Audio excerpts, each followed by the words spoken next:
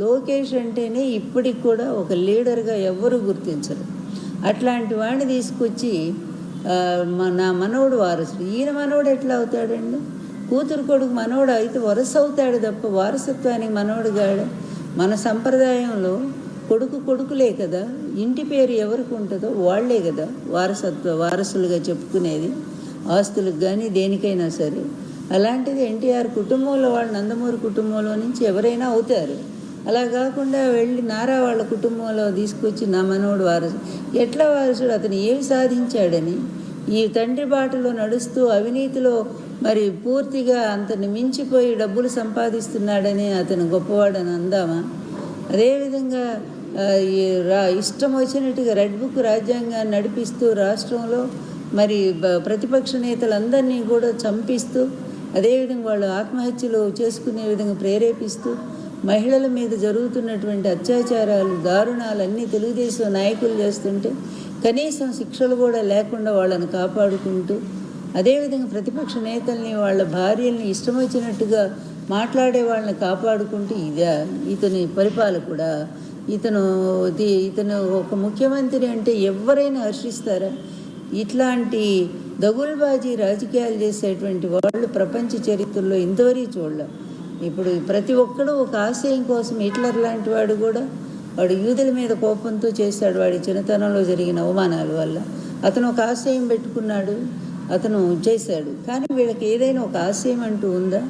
ఆశయం ఒక్కటే నాకు తెలిసి, తండ్రి కొడుకులు అవినీతిలో కోట్లు సంపాదించడం, అడ్డదారిలో వ్యవస్థల్ని మేనేజ్ చేయడం, వాళ్ళందరినీ వాళ్ళకు అనుకూలమైనటువంటి వాళ్ళని కోర్టులు తప్పుదారి పట్టించడం, అదేవిధంగా కేసులను తారుమారు చేయించడం, కోట్ల రూపాయలు పోసి పెద్ద లాయర్లను పెట్టి తిమ్మిని బమ్మిని చేయటం. ఈ విద్యల్లో మాత్రం తండ్రి కొడుకులు బాగా ఆరితేరారు. అలాగే రాష్ట్రాన్ని లూటీ చేస్తూనే ఉన్నారు. అందువల్ల మహానాడులో వీళ్ళు ఏమైనా చేసిన గొప్ప పని ఒక్కటైనా ఉంటే దాని గురించి చెప్పుంటే బాగుండేది. కడపలో మహానాడు పెట్టడమే గొప్పగా భావిస్తున్నారంటే ఒక 20,000 మంది పోలీసులు పెట్టుకొని చుట్టూరా కూడా అక్కడ జనమేమో రాలేదు, పోలీసులు ఎక్కువ కనిపిస్తూ ఉన్నారు. అలాంటి వీళ్ళు కడప ఇంటికి వెళ్ళి ప్రజల ఇళ్ళకి వెళ్ళి మేము మీ ఇంటికి వచ్చాము, అందువల్ల మా పరిపాలన ఎలా ఉందని తండ్రి కొడుకులకు అడిగే దమ్ముందా, ధైర్యం ఉందా?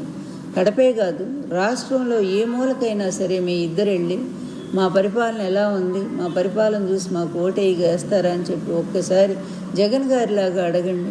పాంప్లెట్ జగన్ ఏమేమి అమలు చేశాము, ఇవి చేయలేదు టిక్కు పెట్టి చెప్పండి అని చెప్పిన ధైర్యం మరి మీరు చేయగలరా? అన్నిటినీ కూడా సర్వనాశనం చేశారు.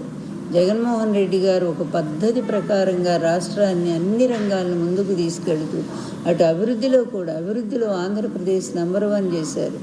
అదేవిధంగా మరి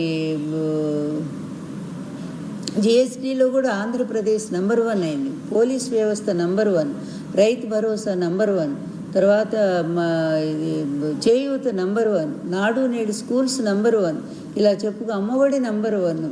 ఈ విధంగా ఇతర దేశాల నుంచి కూడా వచ్చి ఈ పథకాలు ఎలా అమలు చేయగలుగుతున్నారని చెప్పి చూసి వెళ్ళారు.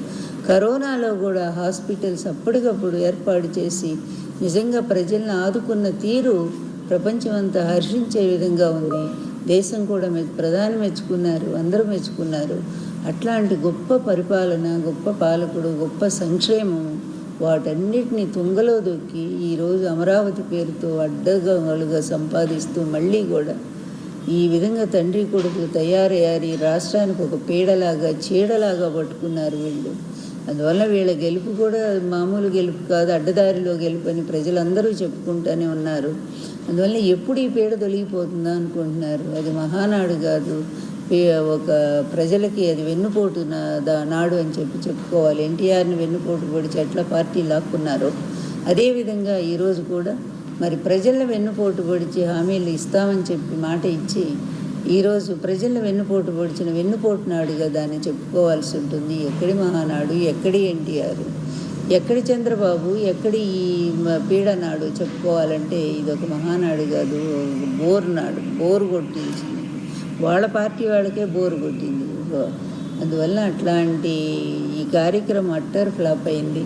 అది తండ్రి కొడుకులకు కూడా తెలుసో తెలియదు. వాళ్ళ మూర్ఖత్వంలో వాళ్ళు అలాగే ఉంటారు. వాళ్ళు గొప్పగా ఊహించుకుంటూ ఎవరైనా సరే ఒక పరిపాలనకు రావాలనుకున్నటువంటి వాళ్ళు ప్రజలను ఆకట్టుకోవాలి.